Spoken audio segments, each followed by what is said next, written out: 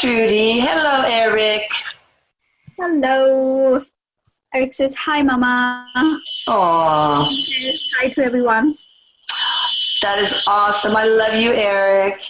But Trudy, I want you to start out, Trudy, telling us a little bit about who you are, your journey, anything you want to include.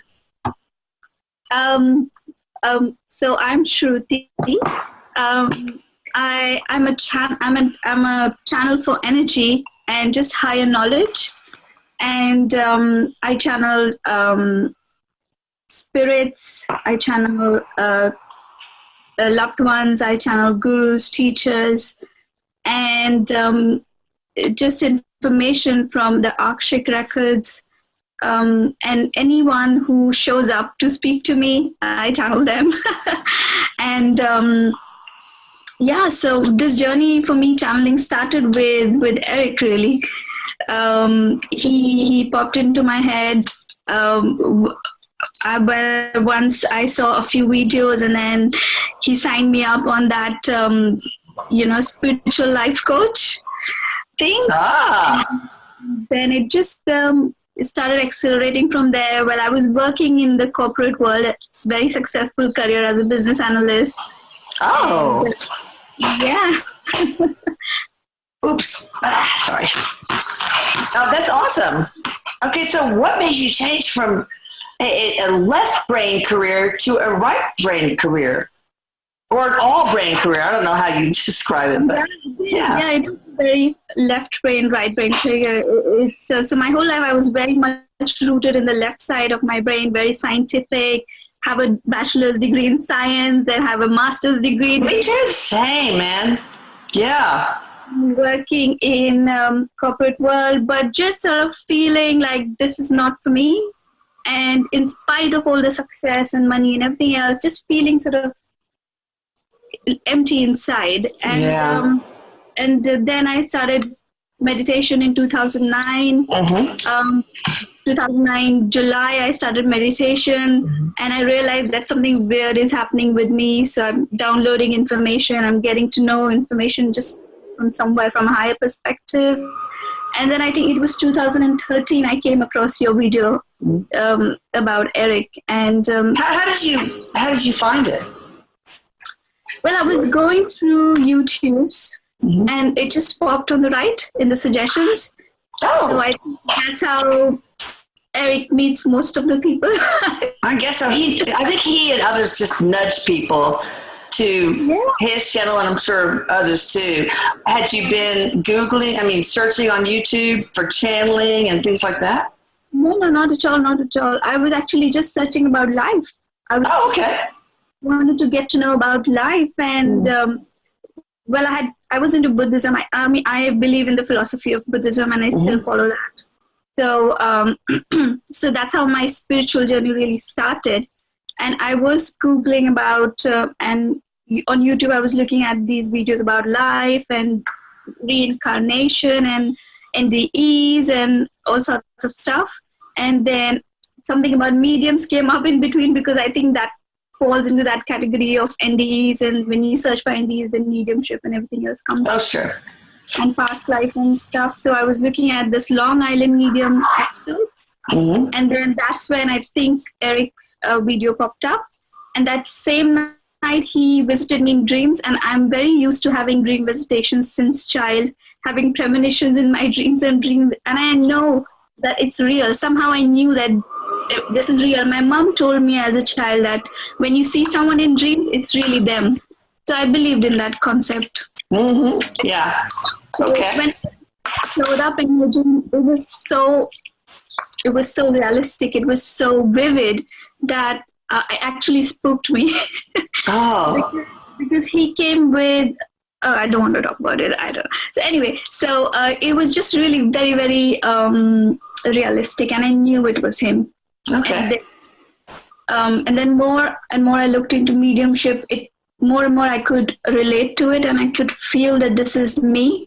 And I could understand what they're feeling and what they're going through, and it sort of made me realize that this is for me. This is because it made me feel very happy. Yeah. Thinking about it the way Money cannot buy money my cannot buy happiness. Money and power can't. I can. So true. So how do you work? You're mostly clairsentient and claircognizant. Is that it? Clairvoyant. Oh, are you clairvoyant? Okay. Clairvoyant and clairsentient and claircognizant.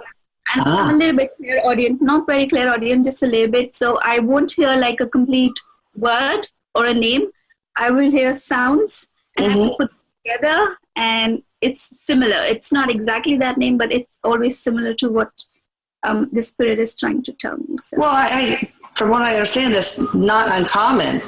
That it sounds like, how people are breaking up on the phone, like you get little bits of words, and some of the word is missing, and that's how Veronica describes it too. And so interesting. Anything else you want to share? We'll share your website, of course, or how to contact you toward the end. But I understand, Erik, and you would like to talk about the spiritual basis of parenting and parenthood. Yes. Unless you want to share anything else. Anything else? No, he was just cooing over Bella at the moment just now. Aww. He's very much excited about talking about parenthood, and he's going to sneak in a lot of stuff for you. He says. Oh. Yeah. Grandparenthood in this case, but go for it. Take the floor, Erik. Okay, he's saying so. What would you like to start with, Mom? He's asking you. Do you want to start about? Well, what's the one message that you would like to drill into the head of us parents and grandparents that's the most important? He's saying you cannot control your child's future. That is the most important thing. Oh, God. I know. That is so true. They have their spiritual path, As for me, parenthood was the most important thing to me, much more important than my career as a physician. I loved being a parent, and I loved being a grandparent. I loved nurturing my kids and, making them in their teens sit on my lap, just snuggle. It's like, and it kind of worked because when Lucas was 17, 18 years old, he called up from his bed in the afternoon, night, and said, "Mom." and then I go, "What?" And he says, "Snuggle." So we call him Snuggle. A 17, 18-year-old kid. So they're all pretty affectionate. So I really like that. But it is humbling because you cannot be, you can't be a perfect parent, and your kids are going to make mistakes. They're supposed to make mistakes, and it's so frustrating. But it is, again, humbling. I think parenthood made me a better person just because it stripped away what little ego I had. Okay, I'm done. But he was saying that parenthood or parenting is one of the most important contracts one carries out in the lifetime. It is the most important contract, you can say, that one carries out in someone's life.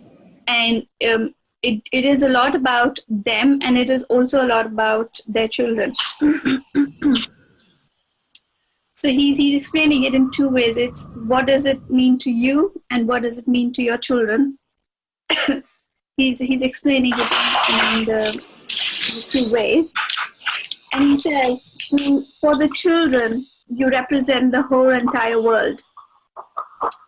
So you play the part of the world in your child's life. When they're learning about the world, the way you talk to them and the way you respond to them, that's how they think the world is when they grow up. Yeah. So that's how he explains it. And for you, for the parent, it's different. He says, for the parents, for the parent, it is like you might sometimes go back to yourself and try to be an aware parent and question, am I doing things right?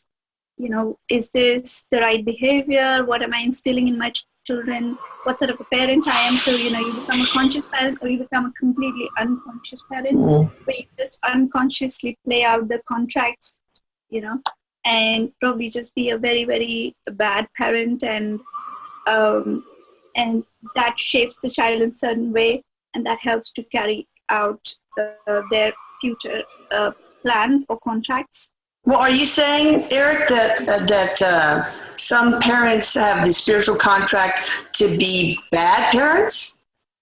Oh, yes, he's saying. Yeah, I think that's what happened with my parents, because they were just horrible, really, just awful. And I'm glad I had that because I learned how to be assertive and more compassionate and more nurturing. I think that I would not have been as good a mother if I had not had that upbringing. So, yeah, I can see that. He says, Mom, looking at your life and what you have done, especially since he has passed, so the personality that you are was needed, or was very important for you to be this way, to be able to carry out this contract between you and Erik. Okay. That sort of childhood. Okay. Shape you as a person that you are today. Okay. So, because you're playing such an important part on such a collective, huge level, you had a very difficult contract as a child. Yeah.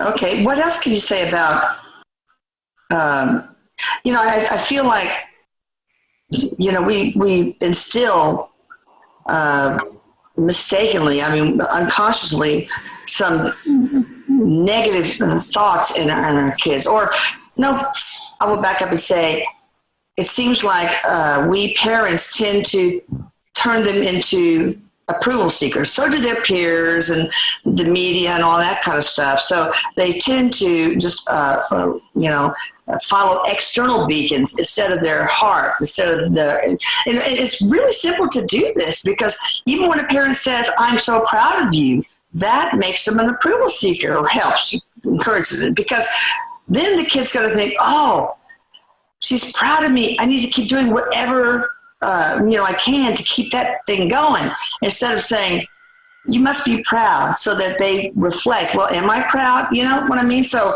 when they self-praise, then they're, they don't have to seek approval. They are able to just follow the internal beacon instead. So there's lots of little things that we say as parents that can be said, just tweaked a little bit to turn an approval seeker or somebody externally directed into somebody who is self-directed. Yeah, he says that's so true. And but it is a part of the survival technique, like out in the wild, how the little babies that are born in the wild, animal babies, they just act instinctively, and the parents sort of nudge them into the right behavior. In the same way, that comes from our primitive natural instincts, that sort of behavior where we encourage them to, this is good, this is bad, and this is very natural, and children very naturally seek approval because that's how they learn. So but it's really about, he's saying, Mom, it's really about not thinking so much about what we are saying and the words we are saying, because it's not really about the words, it's about what you're feeling inside. The intention behind the words. Yeah. So you can say any word, but if your intention is not correct, you can say, I love you, but why are you saying I love you? Then if you're saying I love you 10 times, 12 times, like 20 times a day, then it shows that somewhere you believe that you don't love the child, and that's why you keep saying it again and again, and they will pick up on that you sort of question do I love my child enough? Am I telling that to the child enough? Will he be okay? So if they don't pick up on I love you, they pick up on all the other feelings that are going on inside you, what you are saying. Yeah. So it's really about intention, and what you are feeling inside is what the child feels. Oh, yeah, because they could pick up on very subtle shifts in energy and intention and so on. Yes, exactly, he says. And and he's also reminding us that the children, they are naturally empaths. Why is the reason why? Because they don't have the filters, or they don't have the understanding of good and bad and right and wrong, and I like this, I don't like this. They're very, very open. There are no layers on them. They're very pure, and they sort of open themselves to completely, they make themselves vulnerable to completely everything they experience. And it's very difficult to fool them. Even the youngest of, a child who's 1 day old, he says, they are empaths. They feel your emotions. They don't have to even understand the knowledge, the language. They still feel your emotions. So what I'm asking him, so what should be, how should we behave with the children in that case? And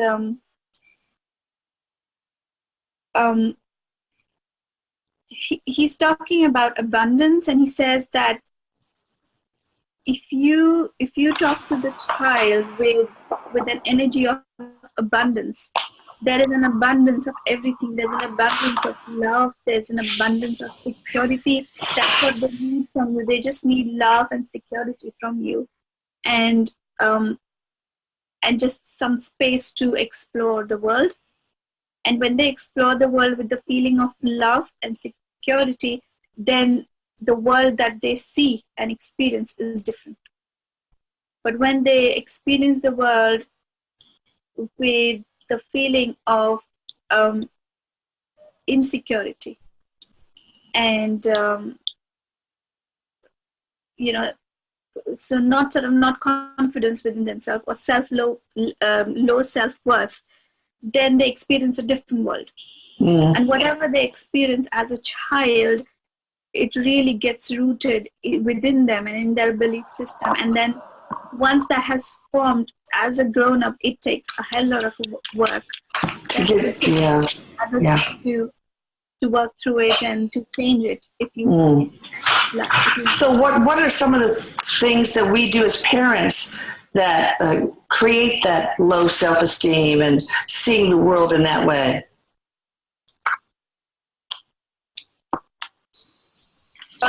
Is the very first thing he says is the pressure that parents experience in today's world to be a good parent, and the self-judgment that they do. That is the most important factor.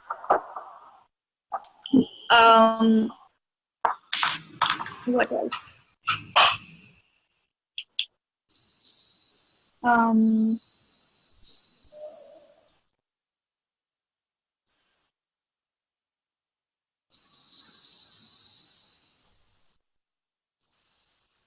He was actually saying that when you doubt yourself as a parent, it's sometimes worse than when you actually sometimes an abusive parent. Oh, wow. That's what he's saying. Well, our parents were so abusive. I mean, like, my father broke one of my siblings' skull, that bad. So we knew they were just crazy. So we didn't think, what's wrong with us? Are we bad kids? So, if they're so freaking over-the-top nuts, then I think the kid understands it's not normal. Yes, that's right. Yeah. Because the kids know instinctively that something is not right. Exactly. And then naturally the fight or flight response takes place, and you either fight it or you run away. So that's what happens. What do you tell a child who's grown up in an abusive childhood? Now they're grown up. How do you get over bad parenting that you experienced, basically?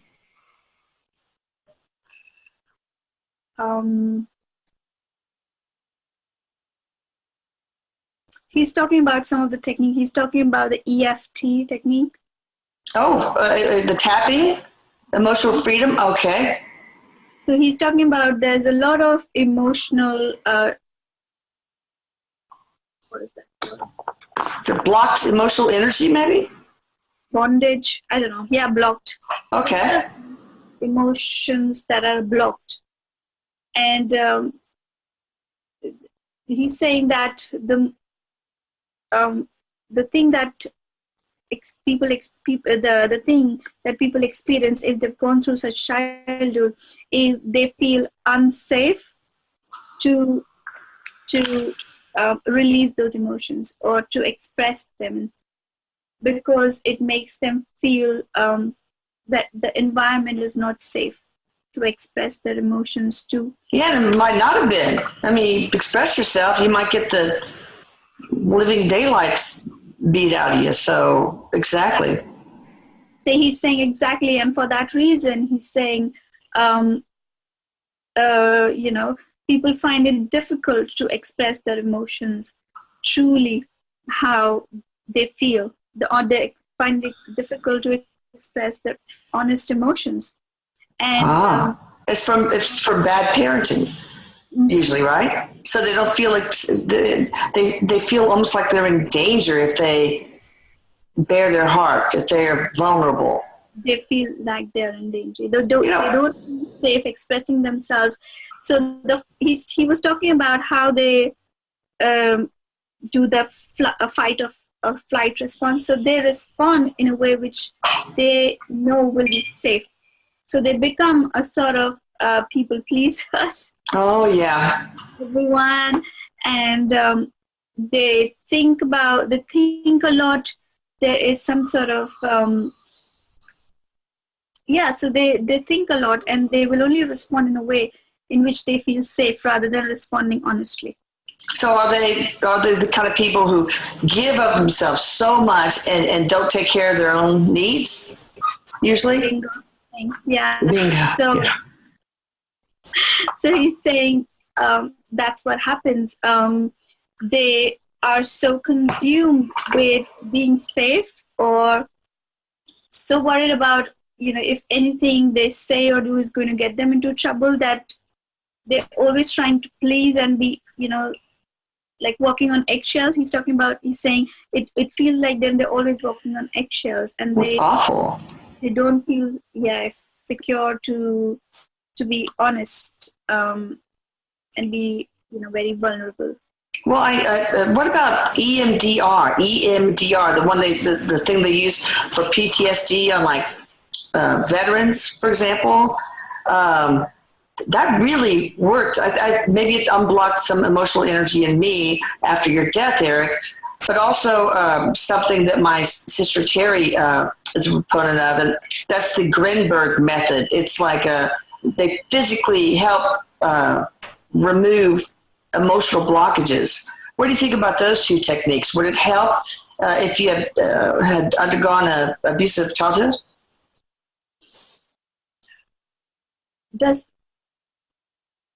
He's saying it does help because it is emotionally based. Is it emotionally based? Yeah, they both are. Yeah. So he's saying that they do help. But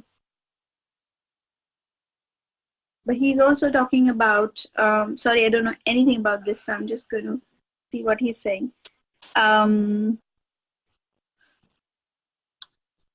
When I don't know about stuff, it's difficult for me to understand what he's saying. Well, sure.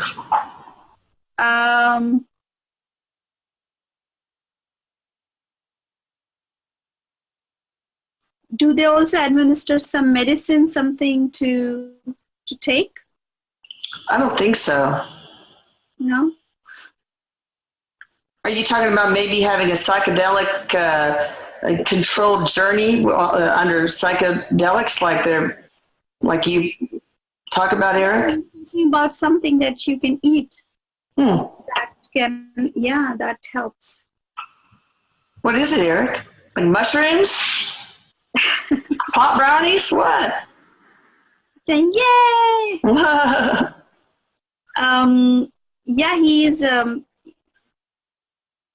He's talking about relaxing yourself. Sort of when you eat something and you relax yourself, and that can help as well. Psychedelics. Yeah, that's what he believes that it should be in a controlled setting, like under the supervision of like a psychiatrist, for example, and that psychiatrist would talk them through their journey. They had an article in the Wall Street Journal, I think, and also the New York Times about that. So maybe it's gonna happen. Who knows? But for me, what worked is just reflection. Just what did I get out of this childhood? And I did find out the things I said, being more assertive, more compassionate, etc. So then I was able to feel grateful for it. And when I was able to feel grateful for it, I was able to embrace it and let it go. So for me, that worked. And so I think anybody who goes through the hardship at least ought to try that. It can't hurt. Very good. Yeah. Of course, kids need boundaries too. It's very difficult. I mean, that helps them feel secure. But it's very difficult to know what's an appropriate boundary and what is inappropriate. Can you talk about that, Erik?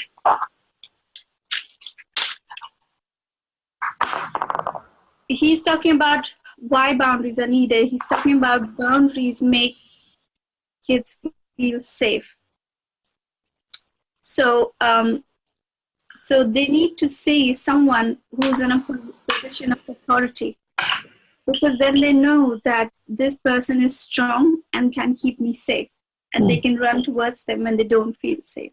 So that is why it's important that that the children have boundaries. And a parent who is in a position of authority, but loving authority. A loving authority. Firm and loving, yes. Firm and loving authority.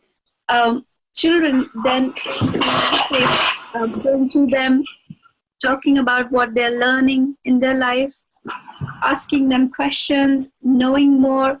And it's very important that the parent should also be able to tell them that it's okay to make mistakes.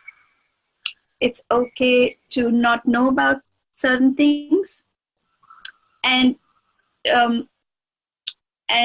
to teach them what they should look for in life. He's talking about sometimes parents are too worried about children. So that is the first thing a parent experiences when they become parent for the very first time. It's the worry about the child. The moment the child comes out of your body, I mean, I felt that. I just constantly kept looking at Anaya, wanting to see if she's breathing. Oh, yeah. It's difficult to understand how this baby who was in my tummy for the 9 months, would she be okay breathing on her own when she's out? So that's the first thing that hit me as well, worry. So he's talking about that's the very first feeling that we feel as parents, worry. Oh, by the way, Erik's girlfriend is here. Oh. Yeah. Jillian? Yeah, she's here. Yeah, because that's her expertise apparently is, and she can chime in if she wants to. Oh, yeah. So I think it's, she's coming and she's talking about it. So she says if we are able to keep the worry aside, then we can be a better parent. Because when we worry, the child pick up on it. Oh, yeah. Then they don't feel safe. Then they don't feel safe, and then they feel they are not safe because the parents are worrying about them. So it's about us relaxing as a parent. She says if we relax enough, then we can be a better parent. And if we just know that the only thing that we need to provide our children is safety, a feeling of, not safety, a feeling of safety. Right. A feeling of safety and feeling of abundance. Even if you don't have abundance of, let's say, money or resources, if we just make them feel that everything is going to be okay, because that's the best thing you can do. And that's the only thing you can do when you don't have abundance. Of course. So, Well, I'm a big believer in, I think the boundaries ought to be reasonable, that you have to remember a child is a child. You cannot have boundaries so firm that they're expected to act like little adults. But I also believe in logical consequences as the principal punishment, but delivered firmly and consistently, but with love, Like when my daughter first got her driver's license, one of my daughters, Michelle, of course she, scraped my car against a boulder that was, on some driveway to a movie theater. And she didn't tell us about it. Like, okay, you don't expect me to find that the next morning? Come on. So I said, well, it's $500 deductible you have to pay for it. What? But I didn't mean to do it. It's like, well, I'm sorry, sweetie, but that's just the way I didn't do it either. So you'd find out a way to make the money. I didn't say you are grounded, blah, blah, blah, and make her feel bad about herself. So she pressure washed a whole bunch of houses in the neighborhood and earned the money. And, but a lot of parents will, unfortunately, like I have one parent that the kid got into a wreck. They did something illegal, driving too fast, whatever, and they got pulled over by the cops. And the parents come and try to argue with the cops, and they'll get them a new car or whatever. I mean, instead it's like I would go, here are your skates. You can skate to school from now on. But so a lot of parents, helicopter parents, tend to rescue their kids now.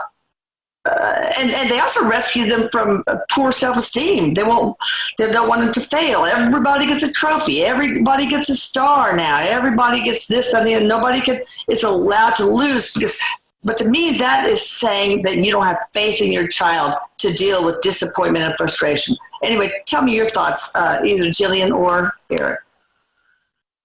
No, Erik was talking between there. He was talking about parenting, and he was talking about you made your children very strong. So he says you were very firm, but we knew that you were right. Yeah. And Papa was the hollerer that never followed through. He was a screamer, but let him get away with murder. That's how usually dads are, isn't it? Mm-hmm. So he's talking about that we knew if we got into some shit, we would have to work our asses off, to... Yeah. Oh, Erik, you're making her curse. Poor... So,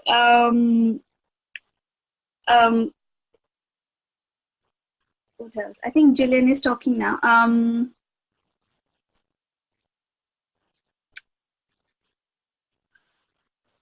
Yeah, she's talking. Yes, so she's talking about when you do that, you teach them how to carry themselves in the world. You teach them to be independent. You teach them to be strong. Yeah, you have to have consequences now when they're small, instead of waiting until it's like, I want a divorce or you're fired, So they need to know that there's consequences, good and bad, for everything they do. Yeah, and that helps them to be independent and strong, and not be shocked when they go out in the real world, because then they know that is what will be expected of them, and when they do something, then there will be consequence of it. So but she says that they're talking about emotions now. She says that but emotionally, how do you handle failure? That is also something that we need to teach children. He's cursing a little bit. Erik says the thing about everyone gets a star, everyone needs to get a prize, and it's just effing screwing with everyone. And they expect that there will be no failure and everything. They will always get something, which is okay, good for abundance, because there is always abundance, and you do get what you want if you follow through. But when you do hit the failure, that has value too. And when you come out of it, then that is also very, very, very, very, what do you call it? The experience is very valuable, enlightening, valuable. Oh yeah. So so we need to also teach children how to handle the not so good emotions. Like frustration. Well, a lot of times we rescue our kids from frustration because it's just so inconvenient when a kid is trying to tie their shoes. They get so frustrated and start, crying and, I want to shut this kid up and we tie it for them instead of encouraging them to calm down and go through the steps. And that's actually linked to a higher incident of drug abuse, kids who cannot learn how to cope with frustration. But we also try to rescue them from disappointment, and because, we don't feel like they can handle it. We don't want them to be sad. But we also rescue them from failure, I think, not just only because we don't want them to feel bad about themselves, but it's a reflection on us if our kids fail. We don't want them to fail because that makes us look bad. We want our kids to all go to Cornell and blah, blah, blah, blah, make all straight A's. And so, but I always tell my kids that failures are stepping stones to success, that you have to go through them. And if they say, I made a mistake, I say, awesome. That is so great. What did you learn from it? Because if you don't make any mistakes, you won't learn much. So in our family, and now especially that I'm a little bit wiser with my grandkids, I make sure they know that, mistakes, unintentional, of course, mistakes, or even intentional, you can learn from that too, are to be, lauded and cherished, but only if you agree to learn from them. Yeah, he says that's a great way to look at it. When you attach a positive feeling with something negative, then that's a great way to deal with it and to learn from it. So he said that's amazing. That's wonderful, Mom. And he was. Oh wait! You know what that reminds me of, Erik? That reminds me of what you say is that there is no right or wrong. Everything is just, or good or bad. Everything is just an experience. So successes, failures, they're all equally valuable experiences, I guess. I'm sorry. Go ahead. Says he's actually showing the line that we see when we learn in our maths. There's the 0 here, then there's -1, -2, -3, and then there's 1, 2, 3.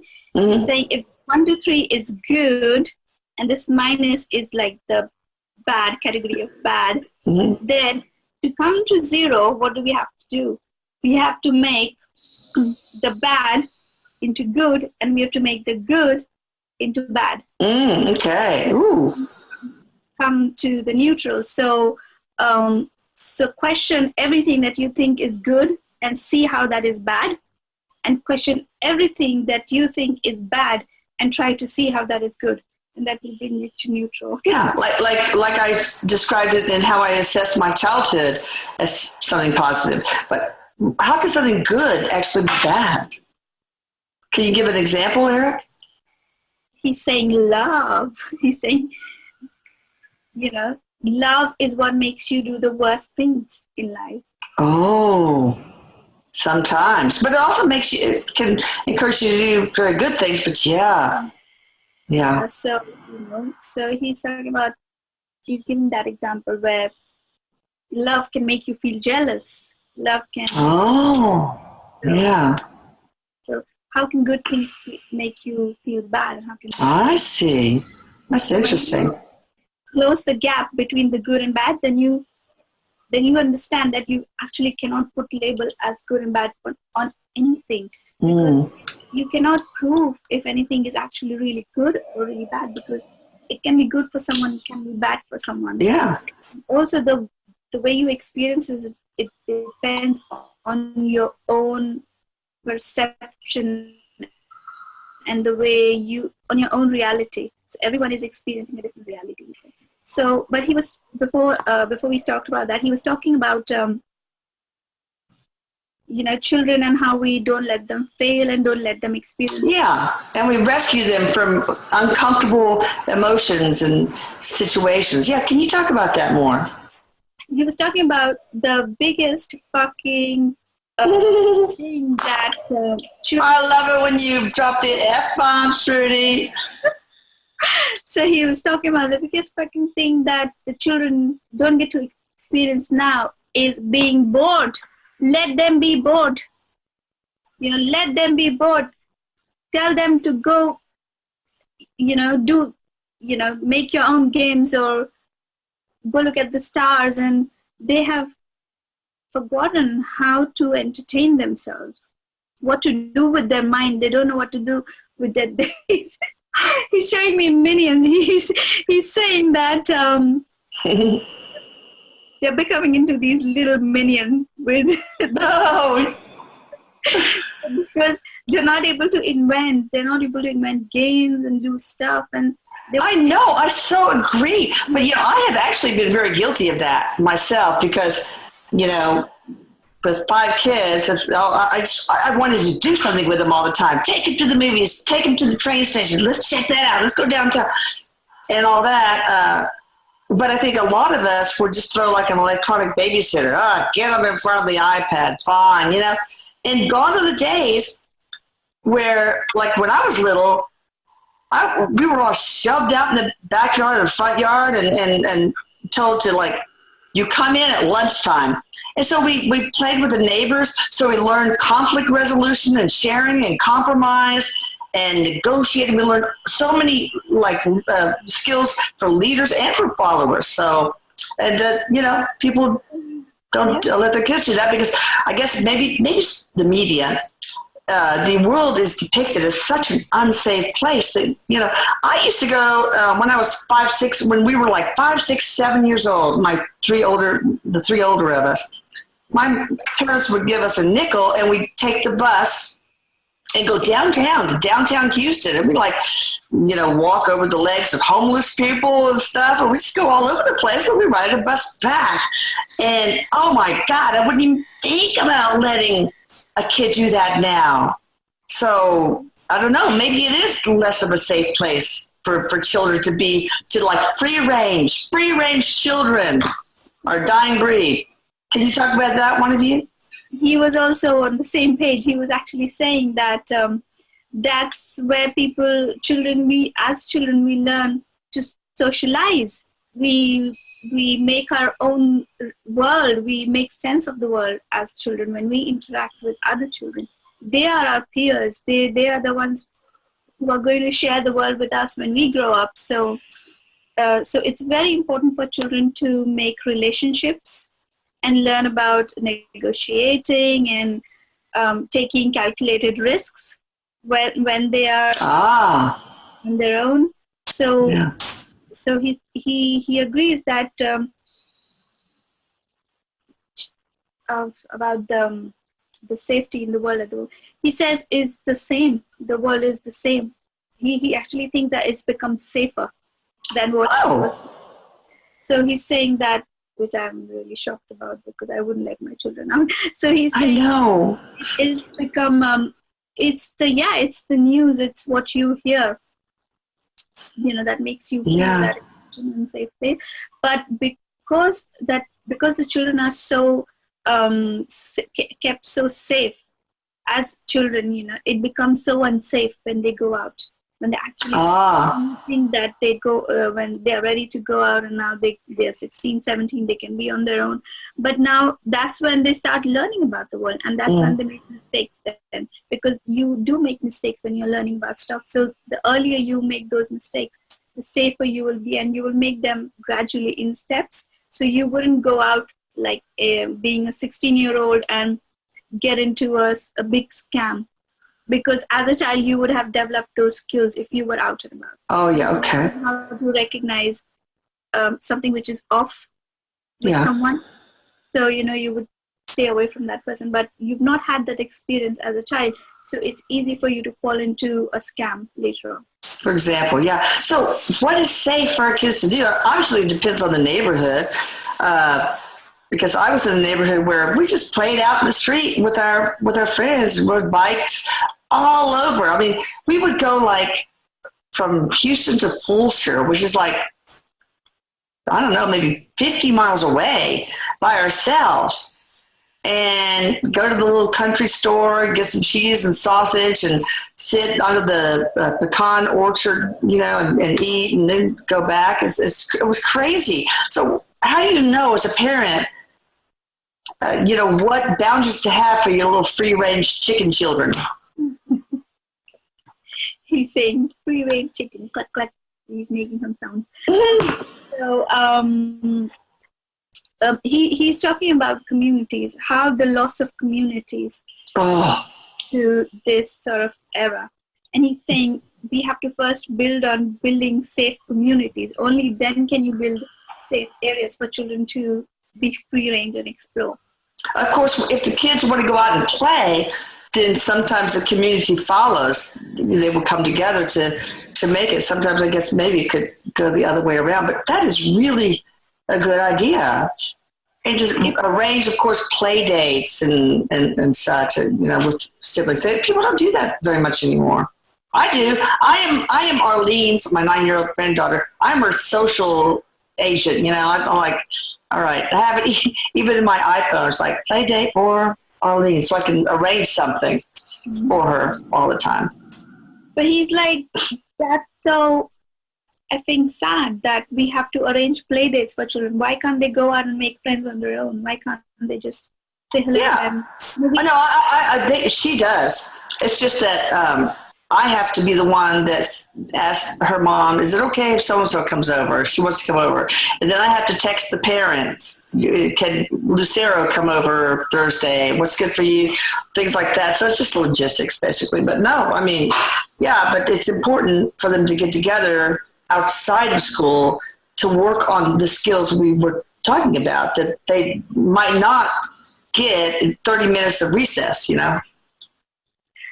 Well, what he's showing me, it's amazing. He's actually, in my mind, I can see like a community area. He's saying if we build houses differently, the way we build houses now, it's like, this is my private space. You come into my private space, I'm going to shoot you. I don't feel safe. I'm always hiding, so things like that. But he says, we need to actually think about changing our infrastructure. So, what he shows is like a space in the middle. Yeah. And there are houses around it. Okay, I'll show you my idea of a great community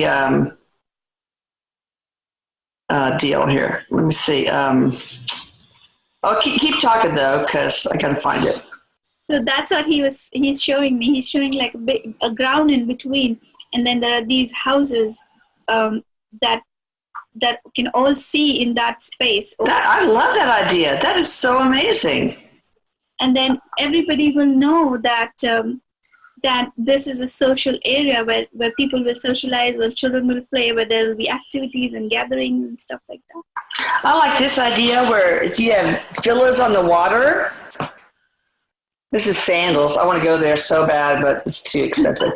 See, look, just like a ring of villas on the water. You just jump out. That's what I'm talking about. Look at that. You know, a little pool there.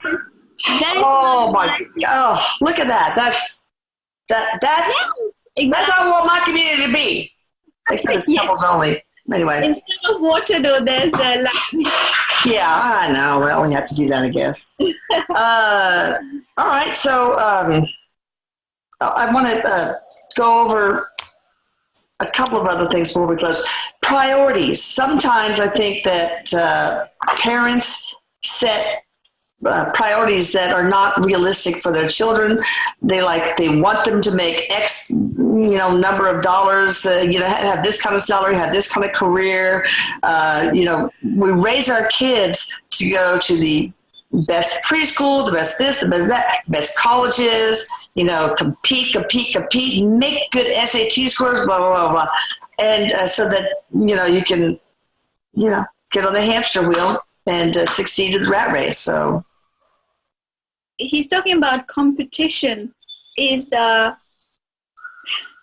passing a little bit, is the most ridiculous, let me use that word. Oh, fucked up. I know he said fucked up probably, but go ahead.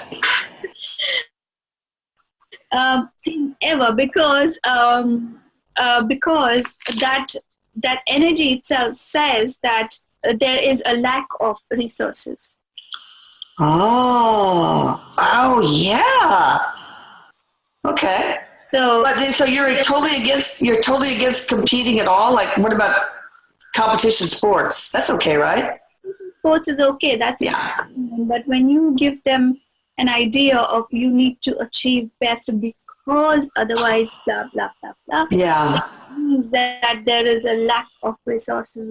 Whereas in reality, it is not like that. Children can make a living, a good living or a better living, and become happier adults doing exactly what they love doing. As is in your case, right? Yeah, see, I did everything else, but now I'm here doing something which I have no qualification for. It's just my personal. No, you do. You don't have like papers or whatever. But okay, so what should a parent offer as far as priorities to their child? Starting when Arlene was really little, we'd have Mimi baths together. And I'd play Mommy Sharky, and she'd be the baby Sharky, and would be in my bathtub. She was real little, and I taught her what's more important, love or money. Love. I just drilled that into her. And so one day she wrote on a Post-it note, love is important, like 5 years old, horrible handwriting, misspelled everything, but I really want to drill that home. But as a parent or grandparent, what priorities do you think are, besides love, are really important to engender in a child? He says, teach them that your happiness is more important. The child's happiness is more important. And also teach them that that they would not be happy people if they are jerks. Yeah, of course. So teach them that if you are kind, if you think that you're being kind, and if you think you're being honest, and if you think you're being nice to your friends, to other people, to your parents, if you're being grateful, teaching them gratefulness, teaching them kindness, and teaching them that when they be kind and when they believe that they are nice, that's when they are happy. And when they do things that make them happy, then they're doing the best in their lives. If they have the courage to do what makes them happy, then that's all they need to do. And basically, one thing that helps ensure happiness, of course, is a good integrity. That's so important. And also, what about emotional honesty? Being emotionally honest with oneself and with others. And in that, of course, that requires vulnerability. Do you think that's an important priority too? He says that you cannot teach children to be emotionally honest. Well, you can make it a safe place to do so. And you could probably model it too. Role model. Mm-hmm. Yeah. So yes, you have to, when you, so these things, when you feel worried and when you feel self-doubt as a parent and all these things, when they creep into you, then you can explain that to your children that you are feeling that way and it's okay. Yeah. Your children will reassure you, no, Mama, but I love you. No, Dada, but I love you. I think you're the best. Because that's what they actually feel about you. Oh, yeah, sure. The best parent in the world, they still love you because that's the only thing they can do. That's their only option. And that's how they learn and grow about the world. Grow and learn about the world. So he's saying you can only... So what they learn more from what you do than what you say. Oh, okay.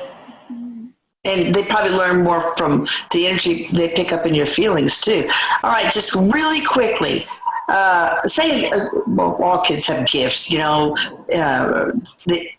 impact nature of a child, the channeling skills, anything. How do you foster that? A lot of times that's an imaginary friend. She'll grow out of it. It's probably speaking. The kid's probably talking to one of her guides or something. So do you have any advice, Jillian or Erik, about how to keep that going?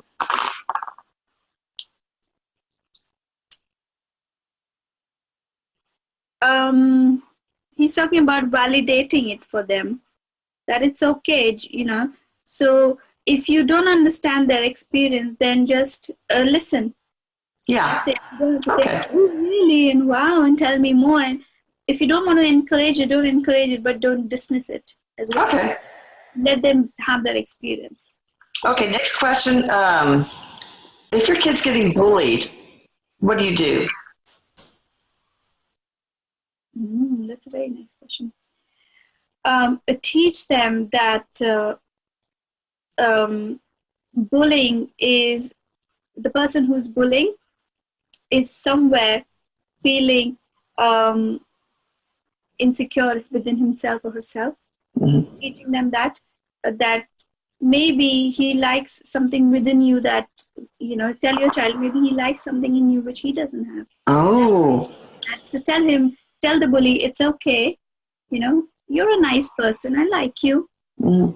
You don't have to be mean, I still like you. So the children, rather than trying to protecting them, empower them. Oh, I like that. To say something like that, to say, I'm here for you, I like you, you don't have to act like this. Yeah. You don't have to act like this, I know you are nice, I like you, and when you are ready to talk nicely with me, I will be there to talk to you. Oh, that's awesome. All right, talk about the contract behind those who want to be parents but cannot because of, infertility, etc.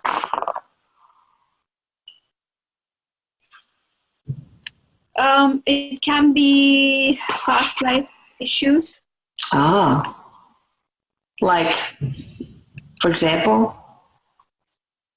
Probably they were not really good parents. Probably they did something okay. really bad, and that's why they're still processing those emotions. They're still judging themselves, and it's making them difficult to conceive because somewhere they think they're not going to be good parents.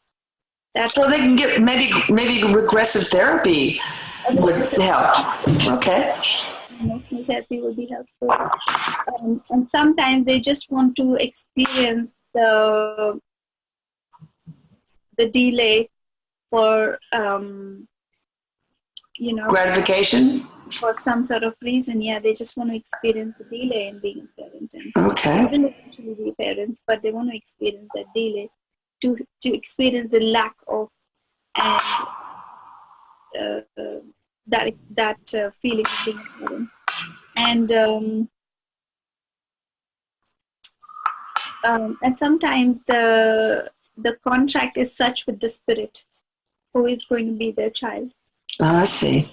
That it takes time for them to conceive. Okay. What about the contract to lose a child, like in my case?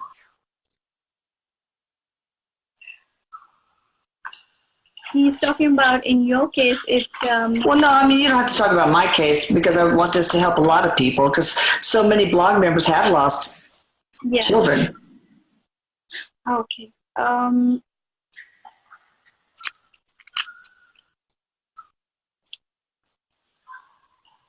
Well, because it's... there are many reasons, and... depending on the age of the child, that varies the reason for the loss. So, as someone who loses an infant, it's different. Someone who loses... So many reasons. Maybe one would be to experience loss, period. That is the main, underneath, that's the main reason. Yeah, I figure. So that where's the contrast? Like, to know hot, you have to experience cold. So to know loss, To understand blank, you need to experience a loss. To understand abundance, to understand what?